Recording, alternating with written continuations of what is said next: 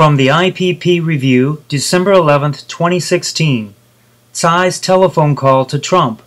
What's the big deal? Written by Dr. John F. Copper. John F. Copper is the Stanley J. Bugman Distinguished Professor of International Studies Emeritus at Rhodes College in Memphis, Tennessee. Dr. Copper is the author of more than 30 books on Asia and international affairs. In addition, he has written several monographs, edited one book, co-edited one book, and co-translated 2 books. He has also contributed to more than 40 books and has published over 70 articles in academic journals and magazines. A number of his public addresses have been published.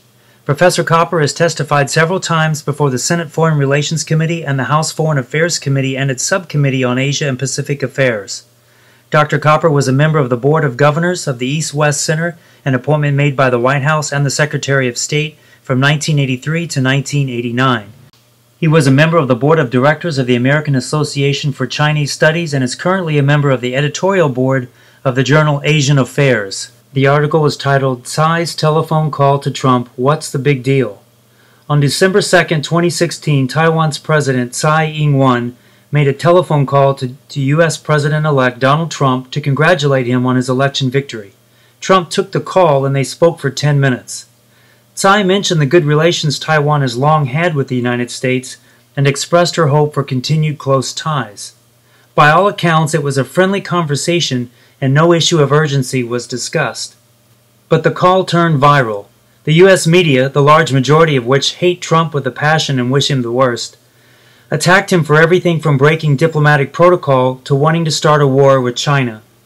The frenzy went on for days. Specifically, media mavens castigated Trump for calling Tsai the President of Taiwan. They also made issue of the fact that no president-elect has ever had a telephone conversation with the top leader of Taiwan. Why Tsai made the call. Tsai won Taiwan's quadrennial executive legislative election in January against 2 other candidates. Her party, the Democratic Progressive Party, the DPP, won a majority in the legislative election for the first time ever. Tsai and her party thus had a clear mandate to govern. After the election, however, she faced serious headwinds on issues and various contradictions that made her presidency a very tough job. First and foremost, Taiwan's economy was growing at a meager 1% at the time.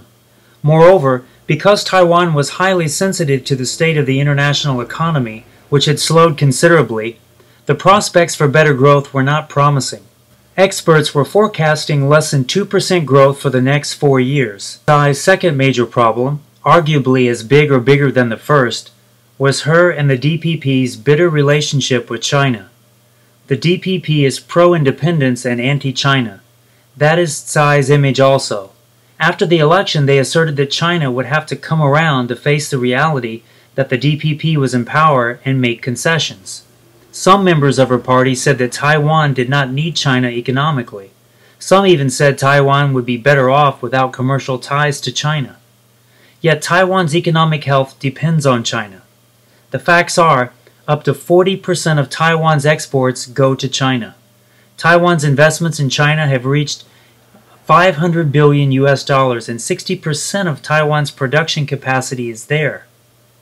There are 1 million of Taiwan's residents in China doing business or visiting at any one time.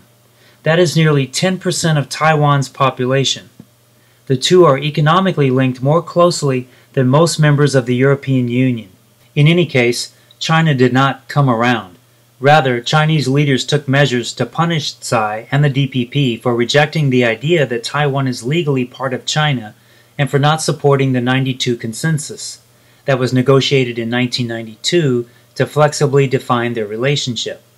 Beijing cut the number of its tourists going to Taiwan and began to interfere in production chains across the Taiwan Strait that hurt Taiwan's most promising businesses. It began pressuring Taiwan's pro-DPP companies operating in China. Plainly, Taiwan felt the pressure, and it was going to get worse. This, among other issues, had a seriously negative impact on Tsai's popularity. Her ratings in the polls dropped to what some described as a death cross, when her disapproval rating became higher than her approval rating. During the U.S. presidential election campaign, Tsai openly supported Hillary Clinton. Why? Hillary was hated in China. She had been to Taiwan to raise campaign money, so she owed Taiwan. Some said because she was a woman. This was a big mistake. After Trump won the election, Tsai and the DPP looked for some means to rectify their miscalculation. This was critical. America was Taiwan's protector. Bringing all this into focus, a week before Tsai's call to Trump, China's Air Force dispatched several of its bombers, capable of carrying nuclear weapons, accompanied by fighter planes, by and around Taiwan. This was without precedent. Tsai no doubt felt the heat. She was desperate. So she decided to make a telephone call to Trump, though she was apparently so advised by some top U.S. personages. Trump's motives in taking the call. Several Western media outlets immediately suggested that Trump might have had no motive. His speaking with Tsai, therefore, was not calculated or planned. In so doing, went the narrative, Trump committed a diplomatic faux pas, not considering that for 40 years American presidents did not do this in order to uphold America's agreement that there is but one China and Taiwan is part of China. But these media stories were not scrapped. It was unreasonable to think that the president-elect took a telephone call that was not screened. Still, the media said Trump had thrown a wrench in the cogs of the intricate machine of U.S.-China relations.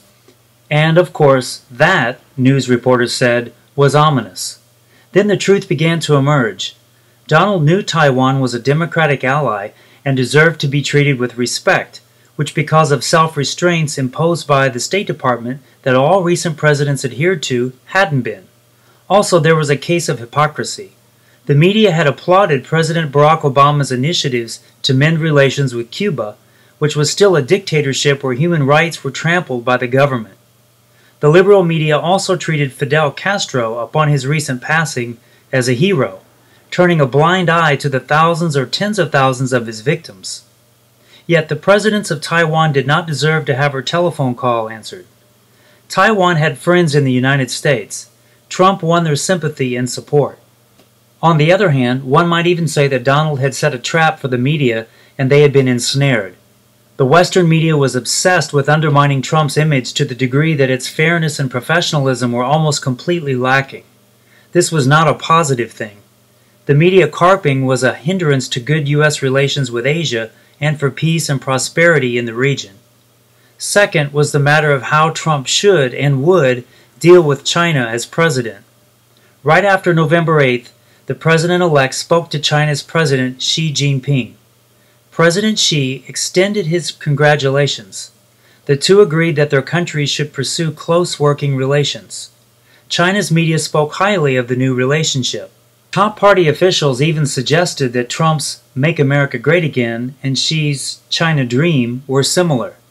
President Xi's aides, including Vice Premier Wang Yang, mentioned major opportunities for American companies to take advantage of $8 trillion in Chinese imports anticipated over the next 5 years.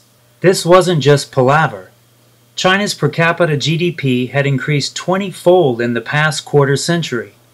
China's middle class would account for 18% of global spending by 2030, compared to 7% for the U.S. The U.S. Peterson Institute estimated a free trade agreement between the U.S. and China would generate 1.7 million new jobs in the United States. Anyway, after Tsai's telephone call, China responded calmly, unlike the Western media. Beijing said it was a Taiwan trick and blamed Tsai, but Trump went on to criticize China. He said he would not be dictated to by China. He again sounded the alarm over the U.S. trade deficit with China. Trump apparently calculated that when he became president, he might well be seen by China, among others, as a novice to be taken advantage of. President John F. Kennedy was, President Jimmy Carter was, other U.S. presidents were. He wanted to avoid that. He also assumed that taking a tough negotiating stance with China might bear fruit. President Richard Nixon went to Beijing to negotiate their rapprochement while dropping bombs on China's close ally, North Vietnam. Yet Nixon succeeded. President Ronald Reagan spoke about reestablishing diplomatic ties with Taiwan during the 1980 campaign. Yet he subsequently enjoyed good relations with China for the next 8 years. Trump's advisors no doubt told him that Obama, during his first visit to China in November 2009, had sought to make China like him and didn't have a clear negotiating agenda. As a result, he was suckered into agreeing to China's core interests, which included Taiwan's unification being an absolute requirement. Obama regretted his blunder and accepted Secretary of State Hillary Clinton's Asia pivot and initiated the Trans-Pacific Partnership Agreement, both of which were ill-conceived and were patently anti-China and failed. By the end of Obama's tenure, U.S. relations with China had not been worse since before Nixon. According to advice from members of Trump's transition team, being a wimp, which Trump was certainly not anyway, would not succeed with China. Trump's harsh words were met by Chinese blowback, including some stern warnings. But this was China's standard practice and did not seem all that serious. Anyway, Trump remained popular among the Chinese masses. Chinese leaders appreciated his focus on business and his not delving into issues of China's human rights and governance. They understood the U.S. trade deficit with China was unsustainable. They were, in fact, already acting on that premise. Conclusion: the Western media has yet to accept that Trump won the election, or that Trump was a brilliant campaigner, perhaps a revolutionary one, and may well be an exceptional president. The media's mindless bias against Trump has a malevolent impact on U.S. relations with Asian countries. It should realize that soon. Tsai was a hit at home with her telephone call. Will China punish her for that? Probably. Will she suffer? That is difficult to say. Certainly the call does not resolve her many problems. China is determined to recover Taiwan. Will it succeed? Given current trends, no doubt. But that is, or should be, a long-range objective for Chinese leaders. China has other matters that are more pressing. Taiwan is an issue that time may resolve. That would be better than going to war. There is a pattern in U.S.-China relations. During U.S. election campaigns, relations with China sour, but soon this changes with the realization that cordial relations are essential to solving global problems and much more. Except for the Obama presidency when it was the other way around. Trump and Xi Jinping are both strong and dynamic leaders. They are unconventional in important ways. They need time to get to know each other, and they will most probably get along well. They know they must, as so much depends on that. Again, this is from the IPP Review by John F. Copper. This was brought to you by ScottHealthSystems.com, bringing you life-changing health products for immunity, vitality, anti-aging, and fitness. Please support us by purchasing our great products. You can click on the link below or just visit ScottHealthSystems.com. Thanks for listening and for supporting us.